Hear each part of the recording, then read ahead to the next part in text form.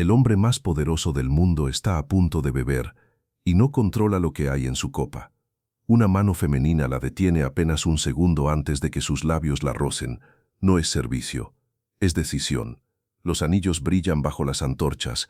Ese segundo es suficiente. Desde ese instante ya no es él quien decide. Claudius no protesta. No puede, porque todos en el Senado entienden algo que el pueblo jamás verá. Roma no siempre se gobierna desde el trono. A veces se gobierna desde gestos tan pequeños que casi nadie los nota. Meses después, todo el equilibrio del imperio cambiará, y nadie recordará este gesto. Pero todo empezó aquí. Pero esta noche, la decisión más importante no la tomará el Senado, no la tomará el emperador, la tomará alguien que nunca habló oficialmente en esta sala, alguien que, técnicamente, no tiene autoridad alguna, alguien cuyo nombre los hombres susurran con mezcla de temor y fascinación. Su nombre es Agripina, y esta noche va a asegurar que su hijo, un chico de 17 años que actualmente no tiene derecho legal al trono, sea declarado heredero del Imperio Romano. No con votos públicos, no con discursos en el Senado, con algo más sutil, más peligroso, más permanente. Pero lo que nadie en esta habitación entiende todavía es que esta noche no solo se decide una sucesión, se activa una cadena de eventos que terminará destruyendo mucho más que una vida, mucho más que una familia, mucho más que una dinastía. Y cuando esa cadena finalmente se cierre, Roma ya no será la misma. El emperador bebe de su copa. Agripina observa. Sus ojos no parpadean, no sonríe, solo observa. Como cazador observa presa. Como general observa campo de batalla. Como jugador de ajedrez observa el tablero antes de mover la pieza decisiva. Había algo más en la habitación, no una persona, no un guardia, sino una idea. La idea de que el poder podía controlarse desde las sombras, y esa idea sería mucho más peligrosa que cualquier espada. Pero para que esta escena tenga sentido, tienes que entender una contradicción brutal. En Roma, oficialmente, una mujer no tenía poder, ninguno. Y sin embargo, esta mujer está a punto de demostrar que el poder oficial es el menos importante de todos. No podían votar, no podían ocupar cargos, no podían comandar ejércitos, no podían hablar en el Senado. Pero Agripina entendió algo que muchos hombres no entendieron. El poder oficial no es el único tipo de poder.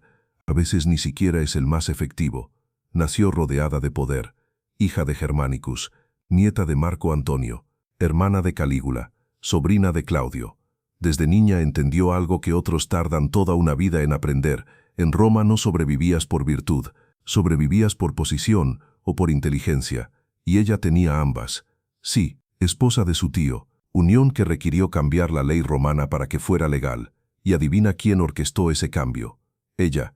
El primer marido de Agripina fue Domicio Agenobarbo, hombre rico, poderoso, y según registros históricos, cruel. Tuvieron un hijo, Lucio Domicio Agenobarbo, más tarde conocido como Nero.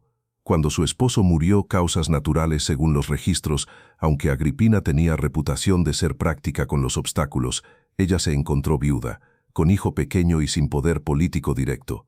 Eso era un problema. En la Roma del siglo I, mujer sin esposo poderoso no tenía influencia, no tenía protección, y Agripina había hecho muchos enemigos, enemigos que ahora veían una oportunidad. Entonces hizo algo audaz, se casó con el emperador, su tío Claudius, hombre 24 años mayor, que ya tenía esposa, que ya tenía heredero legítimo, su hijo Britannicus. ¿Cómo logró esto? No con fuerza, no con amenazas, con algo más sutil. Claudius era hombre inseguro. Había subido al trono casi por accidente, después de que la guardia pretoriana asesinara a Calígula. Nunca esperó ser emperador. Tenía impedimento del habla, caminaba con cojera, era constantemente menospreciado por la élite romana. Agripina no lo sedujo con belleza, lo sedujo con algo mucho más poderoso, seguridad. Le hizo sentir competente, necesario, fuerte. Mientras él creía gobernar, ella organizaba el tablero, y Claudio nunca entendió cuándo dejó de ser emperador y empezó a ser instrumento. Y funcionó. En el 49 d.C., Claudio se divorció de su esposa Mesalina, después de que Agripina orquestara su caída mediante acusaciones de adulterio, y se casó con Agripina. El Senado objetó. La ley romana prohibía tales matrimonios entre tío y sobrina, demasiado cerca. demasiado incestuoso. Agripina hizo que cambiaran la ley. No directamente. Ella no podía proponer legislación, pero conocía a los senadores correctos, conocía sus ambiciones, sus deudas, sus secretos, y supo exactamente cómo persuadirlos, a través de Claudius, de que cambiar la ley era idea de ellos. No parecía manipulación, parecía normalidad, y eso la hacía casi invisible. Una vez casada con Claudius, Agripina comenzó la siguiente fase, asegurar que Nero sería el próximo emperador. Problema: Claudius ya tenía hijo, Britannicus, hijo legítimo, más joven que Nero por solo 3 años, pero con mejor derecho legal al trono. Agripina necesitaba neutralizar esta amenaza sin parecer que neutralizaba nada. Primero, hizo que Claudius adoptara a Nero. En Roma, hijo adoptivo de emperador tenía tanto derecho como hijo biológico, y con Nero siendo mayor, tendría prioridad en la sucesión. Segundo, organizó matrimonio entre Nero y Octavia, hija de Claudius de matrimonio anterior. Esto entrelazó las dos líneas familiares de manera que Nero quedaba ahora más conectado al poder imperial que el propio Britannicus. Tercero, y este es el más sutil, comenzó a aislar a Britannicus, no dramáticamente, no de forma evidente, pero gradualmente, metódicamente, casi sin ruido. Los tutores de Britannicus fueron reemplazados por personas leales a Agripina, sus mentores transferidos a otras provincias con excusas perfectamente razonables, sus conexiones con senadores influyentes cortadas mediante pequeñas intervenciones que parecían a simple vista casuales. Mientras tanto, Nero recibió los mejores maestros que el dinero romano podía comprar. El filósofo Séneca, uno de los pensadores más respetados del imperio, fue asignado como su tutor personal. Burrus, comandante de la Guardia Pretoriana, fue cultivado como aliado mediante favores y promesas, cada paso calculado para posicionar a Nero como heredero obvio, y funcionó. Para el 53 D.C., era claro para todos en Roma que Nero, no Britannicus, sería el próximo emperador. No por derecho de nacimiento, no por ley clara, sino porque Agripina había reconstruido toda la estructura de poder alrededor de su hijo. Britannicus se convirtió en sombra dentro de su propia familia, ignorado en reuniones, marginado en decisiones, olvidado excepto cuando era absolutamente necesario reconocerlo. Britannicus no protestó, no gritó, no luchó, simplemente fue perdiendo espacio, visibilidad, protección. Y en Roma, cuando alguien pierde protección, el final suele llegar en silencio. El patrón estaba, para quien quisiera verlo bastante claro, los obstáculos al poder de Agripina tenían forma de desaparecer, de una manera u otra, siempre con explicación plausible, siempre sin evidencia directa, pero siempre de modo que enviaba un mensaje difícil de ignorar. Pero Agripina no se limitaba a la familia, también movía piezas fuera de palacio. Un senador amanecía investigado, un general era enviado lejos, sin explicación clara, un comerciante perdía contratos de un día para otro, nadie podía probar nada, pero todos entendían el mensaje, y los hombres de Roma no sabían cómo defenderse de un enemigo invisible, que nunca aparecía en batalla, que nunca daba discursos, que jamás hacía amenazas abiertas. Agripina entendía algo simple: lo que no se ve, rara vez se cuestiona. Entonces llegó el momento crítico, el momento que lo definiría todo. 13 de octubre, 54 DC. El emperador cenó tranquilo, conversó, incluso rió. Sobre la mesa, un plato que adoraba, hongos frescos. Nada en la sala parecía fuera de lugar, excepto que alguien sabía exactamente lo que estaba a punto de ocurrir. Según algunos registros, los hongos fueron preparados por un cocinero de confianza. Según otros, Agripina supervisó personalmente la preparación. Horas después, Claudius comenzó a sentirse mal. Dolor abdominal, náuseas, vomitó repetidamente. Los médicos fueron llamados, intentaron ayudarlo. Su condición empeoró. Para la medianoche Claudius estaba muerto. Versión oficial: envenenamiento accidental, hongos contaminados, tragedia. Nadie tuvo culpa. Pero existía otra versión, una que circulaba en susurros entre senadores, que aparecía en cartas privadas que sobrevivieron, que historiadores como Tácito documentaron décadas después. Esa versión decía que los hongos habían sido envenenados deliberadamente, que Agripina había planeado la muerte porque su hijo estaba ya en posición, que el momento fue elegido con precisión, después de que Nero fuera adoptado, después de que las alianzas estuvieran aseguradas, antes de que Claudius pudiera reconsiderar a Britannicus. ¿Fue asesinato? Las fuentes discrepan. Pero en Roma, Cuando una muerte beneficia de forma tan perfecta a alguien, rara vez es simple coincidencia. Lo único que nadie pudo negar fue la coincidencia. Claudius murió justo cuando su muerte más beneficiaba a Agripina, y dentro de horas, la maquinaria para instalar a Nero ya estaba en movimiento. Nero fue presentado a la guardia pretoriana. Burrus, aliado de Agripina, lo proclamó emperador. El Senado confirmó. Britannicus fue ignorado. Tenía 13 años, sin aliados, sin protección. Y en los meses siguientes, mientras Agripina consolidaba el poder de Nero, Britannicus esperó, sabiendo probablemente que su vida estaba en cuenta regresiva. Por ahora, en octubre de 54 DC, Agripina había logrado lo que parecía imposible. Su hijo era emperador de Roma, y ella pretendía que todos entendieran quién gobernaba de verdad. Los primeros meses del reinado de Nero fueron distintos a cualquier cosa que Roma había visto. Típicamente, cuando un nuevo emperador tomaba el trono, su madre se retiraba. Era lo esperado, lo apropiado. Las mujeres no participaban en el gobierno. Agripina hizo lo contrario. Asistía a reuniones del Senado. No oficialmente, las mujeres no podían entrar, pero se sentaba detrás de una cortina especial desde donde podía escuchar todo. Y cuando Nero necesitaba consejo, la consultaba abiertamente. Las monedas acuñadas durante los primeros años mostraban algo sin precedentes: 2 rostros, el de Nero y el de Agripina, en la misma moneda, con los perfiles enfrentados o lado a lado, como si fueran cogobernantes.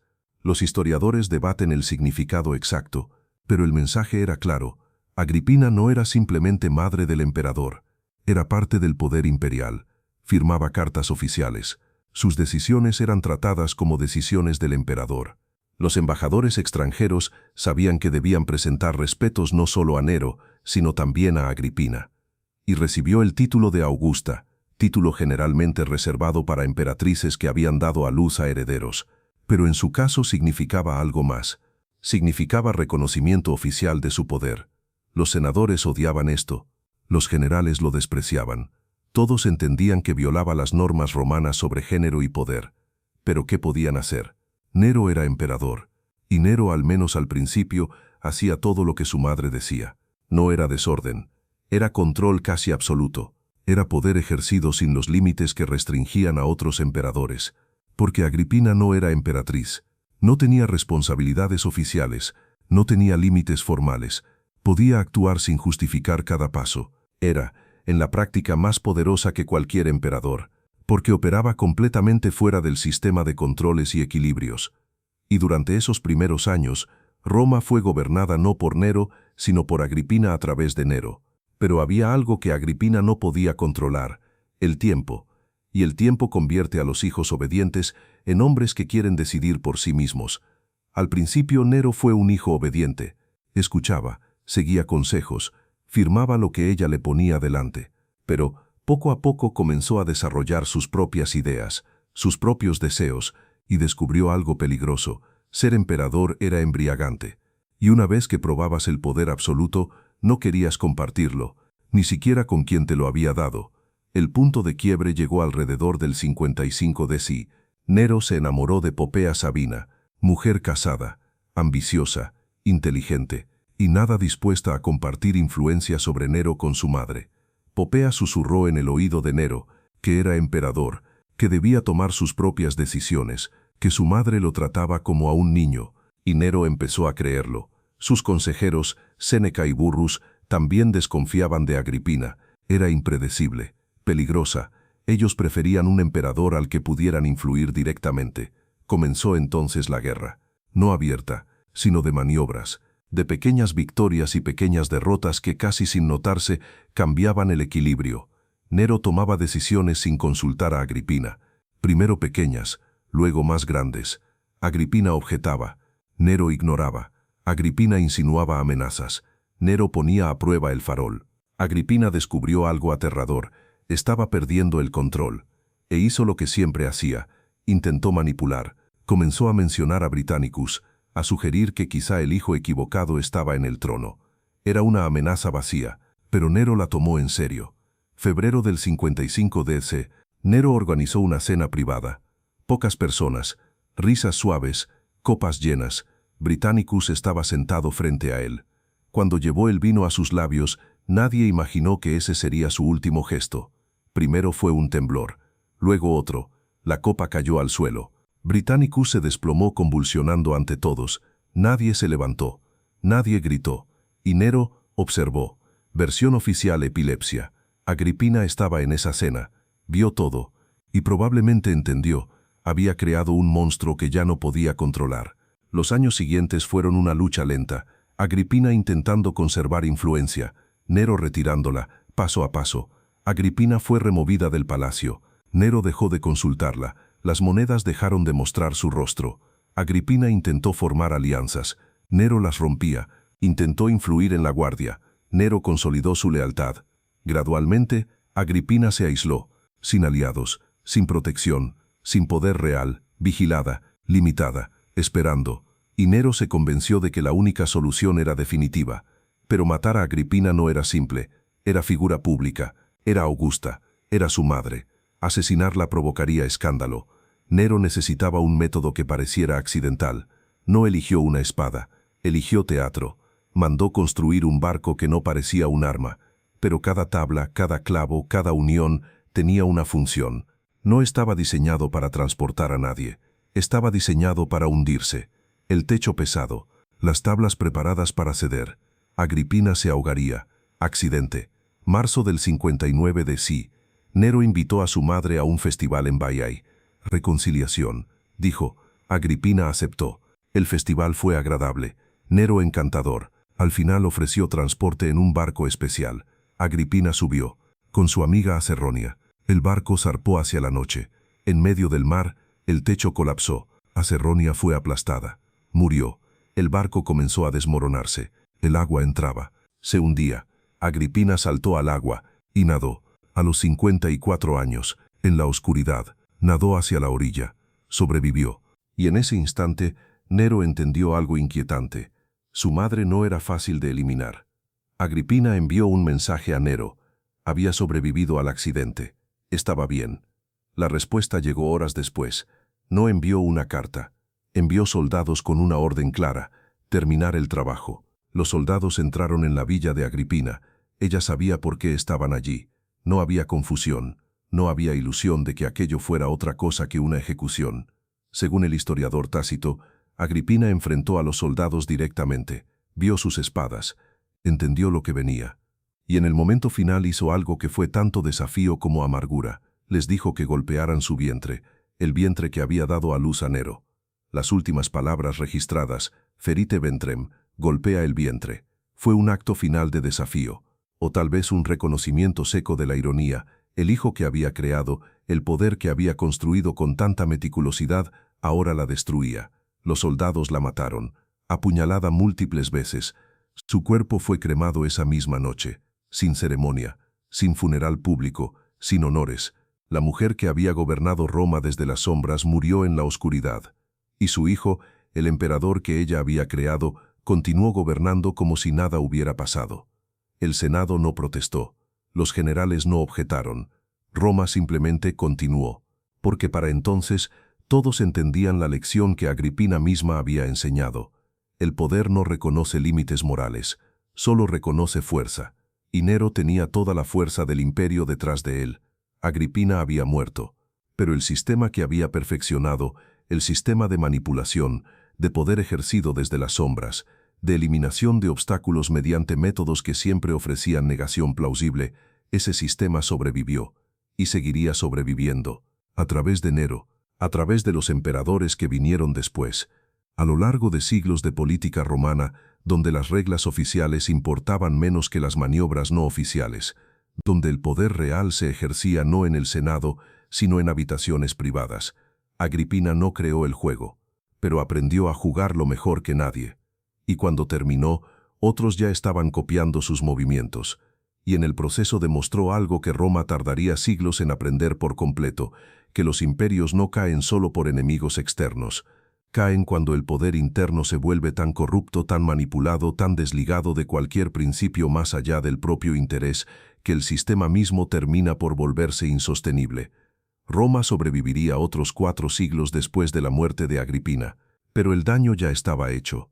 El precedente estaba establecido, el camino trazado, Y cuando Roma finalmente cayó, no ante un ejército extranjero, sino ante su propia decadencia, su propia corrupción, su incapacidad para sostener las estructuras que la habían hecho grande, la sombra de Agripina estaba allí, no como causa directa, sino como símbolo, como ejemplo casi perfecto de cómo el poder ejercido sin límites, sin principios, sin nada más allá de la ambición personal, termina consumiéndolo todo, incluso a quien lo ejerce.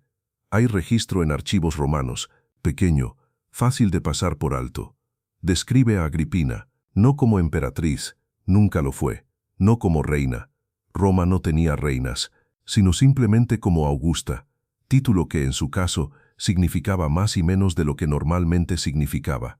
Más, porque durante un breve periodo ejerció más poder que cualquier mujer romana antes o después. Menos, porque ese poder era completamente no oficial, sin estructura, dependiente casi por entero de su capacidad de manipular a los hombres que la rodeaban. Y cuando esa capacidad falló, cuando su hijo superó su control, el poder se evaporó, instantáneamente, casi sin dejar rastro. Porque ese es el problema del poder basado en manipulación. Es eficaz, es real, pero es frágil. Depende de mantener la ilusión, de lograr que los demás crean que no tienen opción salvo cooperar. Y en el momento en que alguien, sobre todo alguien con poder oficial, decide rechazar esa manipulación, el edificio entero se derrumba. Agripina lo entendía, por eso era tan cuidadosa, por eso cada movimiento fue calculado, cada alianza cultivada, cada amenaza neutralizada, pero no pudo calcular una variable, su propio éxito. Había creado un emperador tan poderoso, tan libre de restricciones, tan convencido de su invencibilidad, que terminó viendo a su propia madre como obstáculo, y la eliminó con la misma frialdad con la que ella había eliminado obstáculos antes. El sistema que creó la consumió. La manipulación que perfeccionó fue usada contra ella. El poder que construyó terminó destruyéndola. Y Roma, el imperio que había sobrevivido guerras, invasiones, rebeliones, fue debilitado no por enemigos externos, sino por esta corrosión interna, por ese precedente de que el poder podía tomarse, manipularse, usarse sin límites, por el ejemplo de que las reglas no importaban si tenía suficiente astucia para rodearlas. Después de la muerte de Agripina, Nero gobernó 9 años más, progresivamente más errático, más violento, más paranoico, persiguió cristianos, ejecutó senadores, asesinó a su esposa, quemó Roma o fue acusado de hacerlo para hacer espacio a su palacio. Eventualmente, en el 68 DC, el Senado lo declaró enemigo público, huyó, se suicidó en una villa fuera de Roma. Sus últimas palabras: «¿Qué artista muere conmigo?» Narcisismo hasta el final. Pero también algo más. Nero había perfeccionado el arte que su madre inició. Usar poder sin responsabilidad. Decidir por capricho. Eliminar todo aquello que interfiriera con sus deseos. Agripina le había enseñado bien, quizá demasiado bien. Y dejó Roma en caos, sin heredero claro, sin sucesión ordenada. Solo una lucha de poder que casi destruyó el imperio. El 69 DC, el año de los 4 emperadores. 4 hombres reclamaron el trono. 3 fueron asesinados. Ejércitos marcharon sobre Roma. Miles murieron, porque el sistema de sucesión había sido tan erosionado por la manipulación que ya no funcionaba. Agripina no causó esto directamente, pero estableció un patrón. Demostró que las reglas podían romperse, que los obstáculos podían eliminarse, que el poder era lo único que realmente importaba.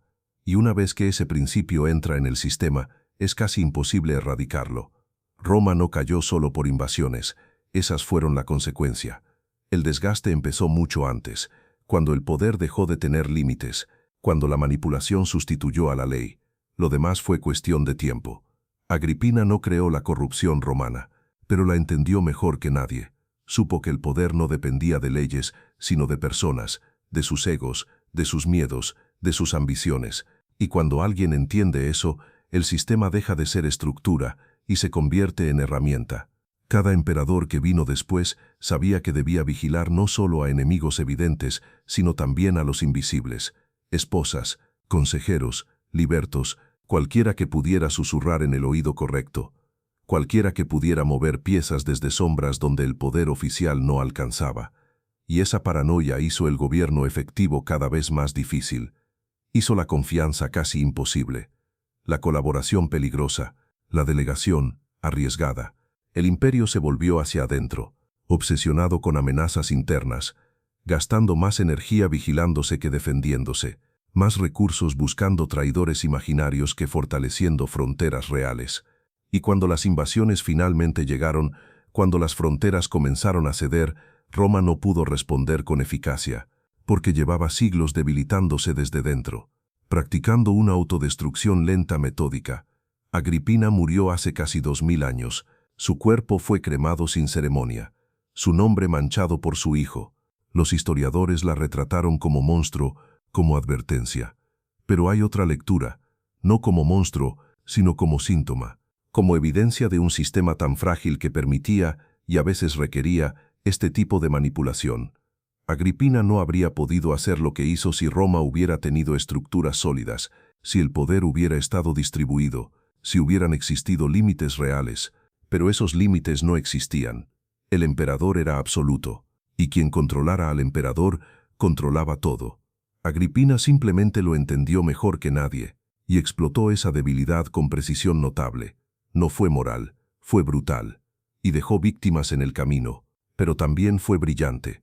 Una ejecución casi perfecta de poder desde una posición que oficialmente no tenía poder. Y esa demostración de vulnerabilidad en el corazón del poder romano resonó durante siglos. Agripina consumió enemigos, luego fue consumida por su creación. Nero consumió a otros, luego fue consumido por su paranoia. Roma consumió sus principios, y fue consumida por su corrupción. Roma no se derrumbó de repente, se fue erosionando, decisión tras decisión.